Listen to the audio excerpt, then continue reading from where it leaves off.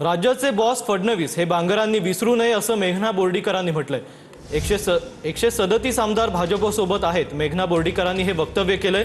सरकार देखील आमच्यामुळे आहे हे देखील विसरू नये असा इशारा आता बोर्डीकरांनी दिलाय। आमदार असलेले 137 आमदार भारतीय जनता पार्टी सोबत आहेत आणि आज या ठिकाणी सरकार सुद्धा आमच्याचमुळे आहे, भारतीय जनता पार्टीमुळेच आहे हेही बांगर साहेबांनी विसरता कामा नये। आणि राज्याचा बॉस किंवा राज्याचे प्रमुख हे मुख्यमंत्री देवेंद्र फडणवीस साहेब आहेत हेही बांगर साहेबांनी विसरू नये।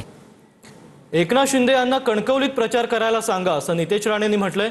उपमुख्यमंत्री एकनाथ शिंदे 3च ठिकाणी प्रचार करतायत। मंत्री नितेश राणेंची उपमुख्यमंत्री एकनाथ शिंदेंवरही टीका पाहायला मिळते। फक्त 3च ठिकाणी येत आहेत, आमच्या कणकवलीत येत नाही। जरा विचारा, सांगा ना कणकवलीत यायला।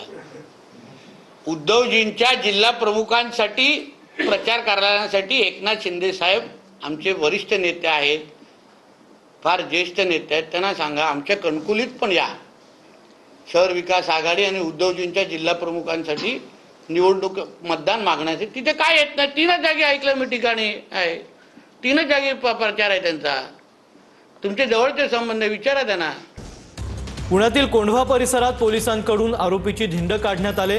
हत्येच्या प्रयत्नाचा गुन्हा असलेल्या आरोपीवर पोलिसांची कारवाई पाहण्यात आली। काही जण म्हणतात तिजोरीच्या चाव्या आमच्याकडे आहेत असं पडळकरांनी म्हटलंय, पण तिजोरीचा मालकच आमच्याकडे आहे असं गोपीचंद पडळकर म्हणतात। मुख्यमंत्री फडणवीस सर्वांना समान न्याय देतील असंही पडळकरांनी म्हटलंय। काल चंद्रकांत दादा माझ्या जिल्ह्यामध्ये आम्ही सोबत होतो। ते काही लोक म्हणतात की आमच्याकडे तिजोरीच्या चाव्या आहेत आणि लोकांना ते म्हणतात तुम्ही आम्हाला मतदान करा, पण दादा बोलताना असे पुढे बोलले तिजोरीचा मालकच आमच्याकडे आहे, माननीय मुख्यमंत्री महोदय आमच्याकडे आहेत। त्यामुळे कुणी काही असं स्टेटमेंट केलं तर मुख्यमंत्री महोदय सर्वांना समतोल न्याय देतील। निधी मी आर्थिक नाड्या माझ्याकडे आहेत या सरकारच्या, दादा कुठे सांगायचं काय?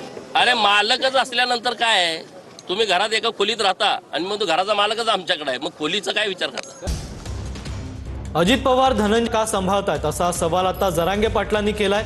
हत्येच्या आरोपीची मुंडेंना आठवण येते, नासकं सांभाळून अजित पवार पक्षाला डाग का लावून घेतायत असंही जरांगे यांनी म्हटलंय।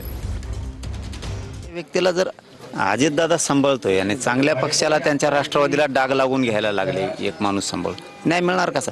आणि जो माणूस किती दिवस सांभाळायचा, जो माणूस इतका क्रूर हत्या करणारा तो आरोपी, त्याच्याविषयी जर परळीतून तो धनंजय मुंडे म्हणतो की मला आठवण येते, तरी पण तो अजित पवार सांभाळतो, म्हणजे अजित पवाराचा बी एक खुणात हात इतकं काय असं वाटायला लागलं। आता म्हणायला नाही पाहिजे, परंतु एखाद्या आरोपीला बळ देणं म्हणजे त्याचा अर्थ तेच होतो। असलं ठोता कशाला त्याला, काय कोणी केलं आता? स्टार पंक्चर का काहीतरी केलं आता त्याला। बघा या अजित पवार त्याला राज्याचं काहीतरी केलं स्टार पंक्चर का काय करू, म्हणजे बघा इतके नीच वृत्तीच्या माणसाला, इतक्या घाण प्रवृत्तीला तुम्ही असं बनवतात। कोणची जात सोडली हो? दाखवा बरं मला परळीतली कोणची जात सोडली? अजित पवारांचा चांगला पक्ष कशाला डाग लावून घ्यायला लागली ती? असलं नास